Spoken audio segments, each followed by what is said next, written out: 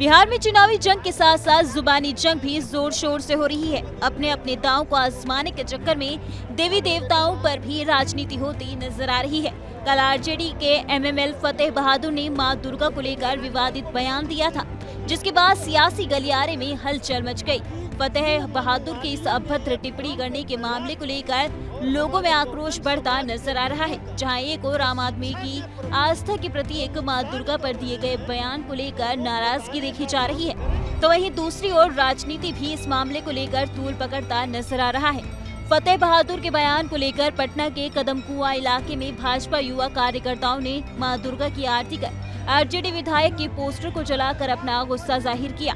वहीं बीजेपी कार्यकर्ताओं ने फतेह बहादुर सिंह की सदस्यता रद्द करने की मांग की। राजद विधायक वीर बहादुर सिंह के द्वारा माता को लेकर जिस तरीके से आपत्तिजनक शब्दों का प्रयोग किया गया है, सनातन धर्म के मानने वाले लोगों के आस्था पे ठेस पहुंचा है। आज हम लोगों ने मां के चरणों में आरती किया है आमजनों के साथ साथ, और उन विधायक के खिलाफ हम लोगों ने आक्रोश जताया है जिस विधायक ने मां दुर्गे जी को लेकर के आपत्तिजनक शब्दों का प्रयोग किया था। लालू परिवार पूरा कहीं ना कहीं ढोंगी साबित दिखते नजर आ रहा है। राजद का मतलब ही होता है सनातन विरोधी, और कहीं ना कहीं विधायक जी को त्वरित जो देश की जो सनातन धर्म को मानने वाले लोग हैं उनसे माफ़ी मांगना चाहिए, और विधायक जी की सदस्यता त्वरित खत्म होनी चाहिए। और इस पूरे मामले को लेकर भारतीय जनता पार्टी के कार्यकर्ता के अलावा आमजन हम लोग न्यायालय का दरवाजा खटखटाएंगे जब तक हम लोगों को न्याय नहीं मिले, और जब तक विधायक जी माफी उन लोगों से नहीं मान ले जिन लोगों के ठेस पहुंचा है आस्था पर। आपको बता दें कि कुछ दिनों पहले आरजेडी के नेता और शिक्षा मंत्री चंद्रशेखर ने रामचरितमानस को लेकर विवादित बयान दिया था, जिसको लेकर बिहार में विपक्ष ने बवाल कर दिया था। अभी वो मामला थमा ही था कि तब तक 26 अक्टूबर को मीडिया से बातचीत में आरजेडी विधायक फतेह बहादुर सिंह ने मां दुर्गा को न सिर्फ काल्पनिक बताया, बल्कि ये भी कहा कि जब ब्रिटिश सरकार ने भारत को गुलाम बनाया था तो मां दुर्गा कहाँ थी। जब मीडिया ने फतेह बहादुर सिंह से सवाल पूछा कि क्या वो मां दुर्गा को मानते हैं, तो इस पर आरजेडी विधायक ने कहा कि ये काल्पनिक कहानी है, मैं मान लेता, लेकिन मेरे पास साक्ष्य है और मनुवादियों के अनुसार देश में 33 करोड़ देवी देवता हैं। लेकिन जब भारत गुलाम हुआ, ब्रिटिश सरकार भारत में आई और गुलाम बनाने का काम किया, उस समय भारतीयों की संख्या 30 करोड़ थी।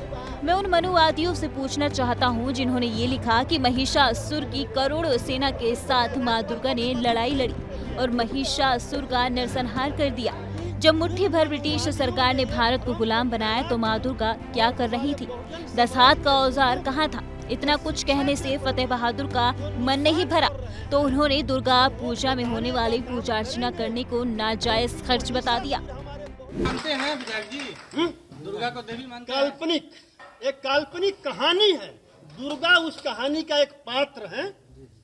कोई देखिए, मैं मान लेता, मेरे पास साक्ष्य है। अगर दुर्गा जी या हमारे देश में मनुवादियों के अनुसार 33 करोड़ देवी और देवता हैं, लेकिन जब भारत गुलाम हुआ, जब ब्रिटिश गवर्नमेंट भारत में आया और भारत को गुलाम बनाने का काम किया, उस समय भारतीयों का संख्या जो था 30 करोड़ था और देवी देवताओं का संख्या भारतवर्ष में 33 करोड़ था।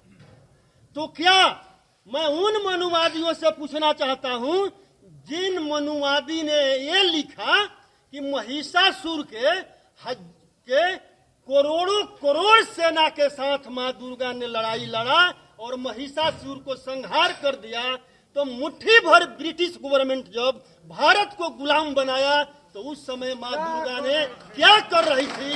10 हाथ का औजार कहाँ था? और इस समय तो और औजार का आविष्कार हो चुका था, तो मां दुर्गा ने ब्रिटिश गवर्नमेंट को संहार करने का काम क्यों नहीं किया? पूजा होना चाहिए कि नहीं? देवी दुर्गा का जो पंडाल बनता है दशहरा में, ये सब होना चाहिए कि नहीं? ये नाजायज खर्च है।